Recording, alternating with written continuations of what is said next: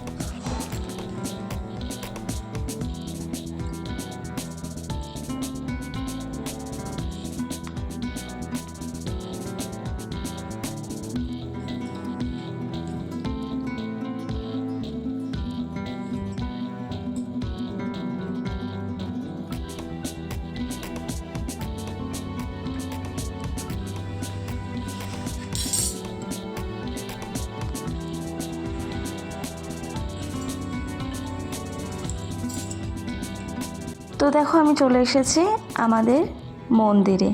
তো এই যে আমাদের মন্দিরের শিব ঠাকুর, যেটা সকালবেলা আমি মালা পরিয়েছিলাম সেটা তোমাদের সঙ্গে শেয়ার করছি।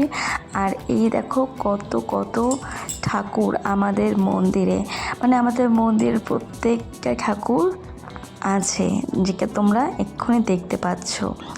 আর এই দেখো সব কিছু জোগাড় টোগাড় করে আমি রেখেছিলাম সকালবেলা থেকেই। আর এখন তোমাদের ঘড়িতে বলে দিই, এখন 7টা বাজে। তো দেখো চলে এসেছি আমাদের ঠাকুর ঘরে। তো এবার আমি পুজো করব, এই যে। তো চলো আস্তে আস্তে ঠাকুরকে স্নান করাবো সব কিছু। তো একেবারে হয়ে যাক, তারপর তোমাদের সঙ্গে শেয়ার করছি, ঠিক আছে।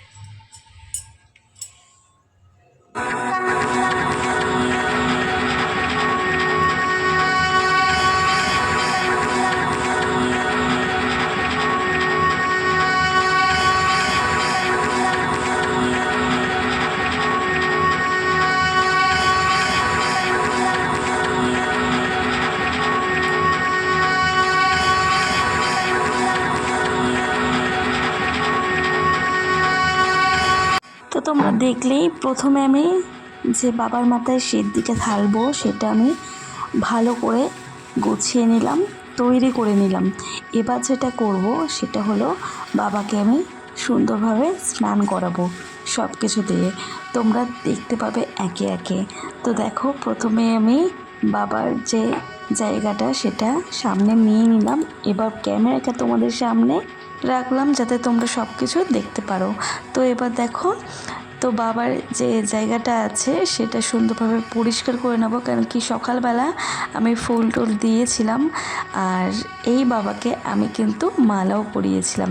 তো আমি এখন সবটাই খুলবো, আবার নতুন করে সাজাবো। তো তোমরা দেখতে থাকো কিভাবে আমি করি।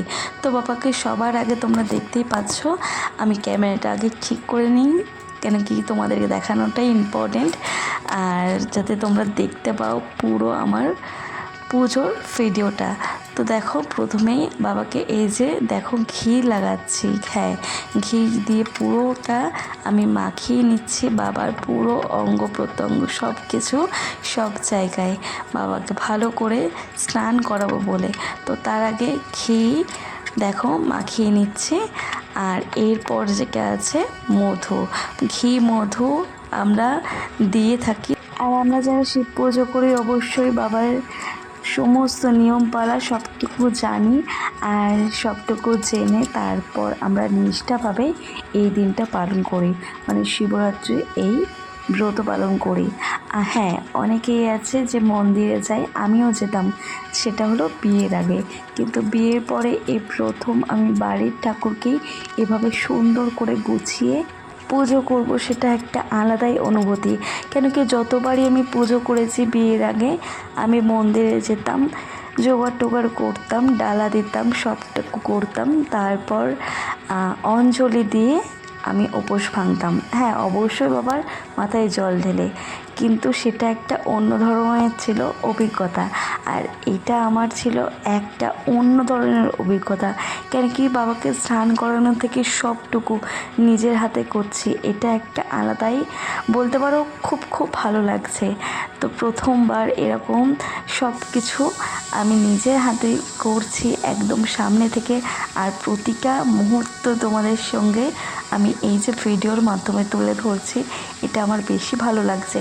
আর এই ভিডিওটা আজীবন আমার ভিডিওর মাঝে, আমার চ্যানেলের মাঝে থেকে যাবে, এটাই সবথেকে বড় কথা, আর যেটা আমি সব সময় দেখতে পারবো।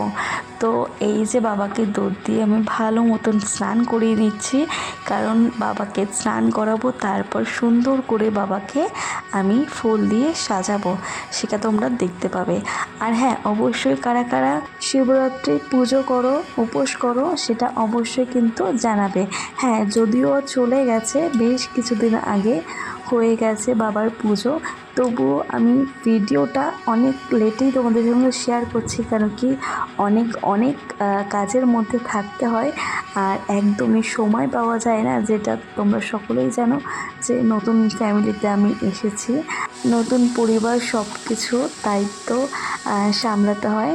তো যাই হোক, তার জন্য একটু সময়ের অভাব হয়ে যাচ্ছে, সেই জন্য নিয়ম করে আমি ব্লগ ভিডিও একদম মানে ডেলি যেরকম আগে পোস্ট করতাম, ডেলি যদি নাও হয়ে থাকে 3-4 দিন অন্তর অন্তর আমি পোস্ট করতাম, কিন্তু এখন বিয়ের পর সময়ের অভাবে সেটা কিন্তু হয়ে উঠছে না।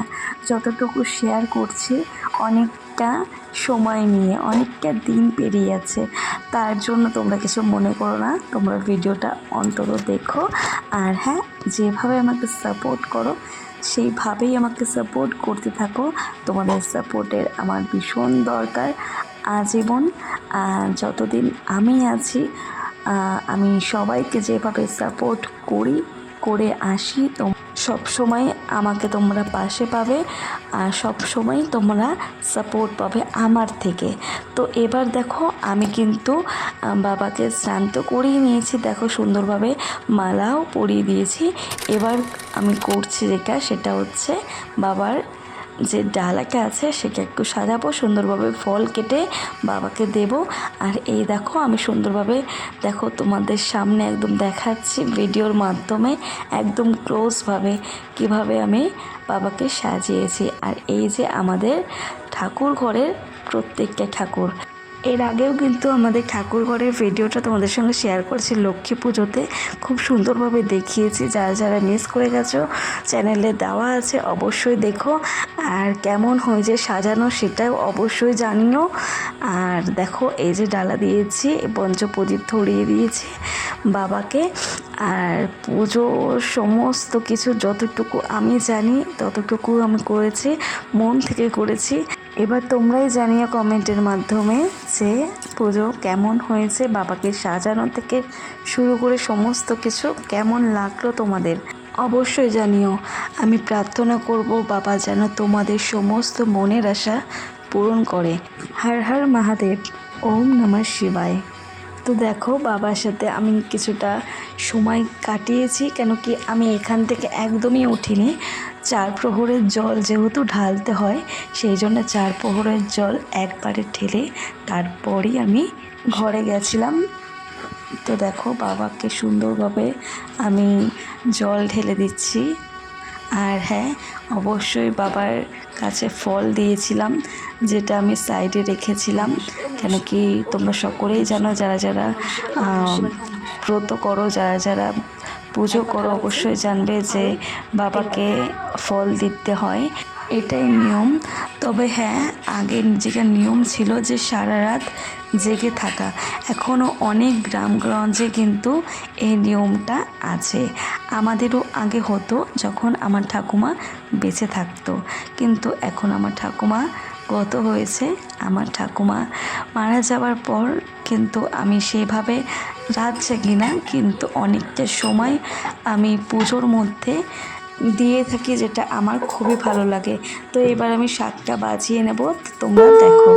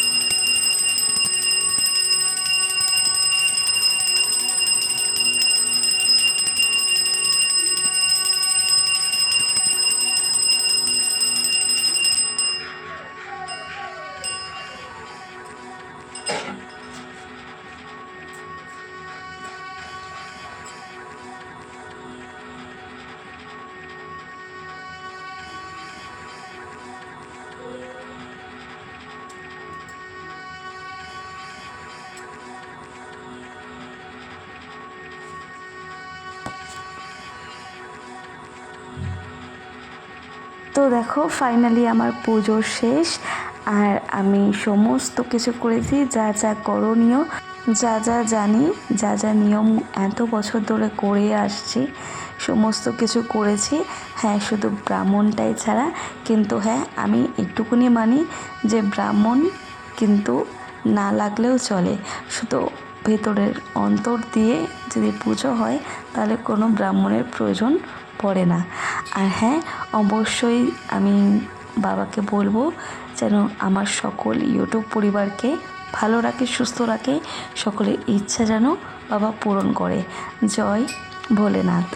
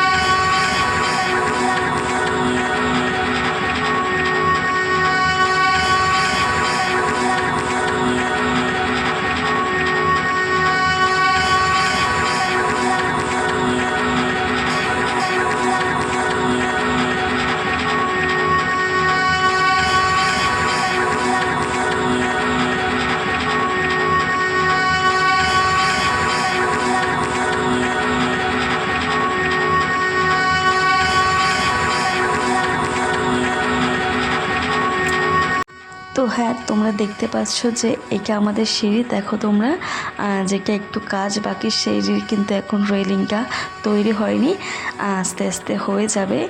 আর এটাই হচ্ছে আজকে আমার শিবরাত্রির ভ্লগ, যেটা তোমাদের সঙ্গে শেয়ার করলাম সমস্ত কিছু। তো অবশ্যই জানিও কেমন হয়েছে আজকে ভিডিওটা। খুব তাড়াতাড়ি নতুন একটা ভিডিও নিয়ে ফিরে আসছি।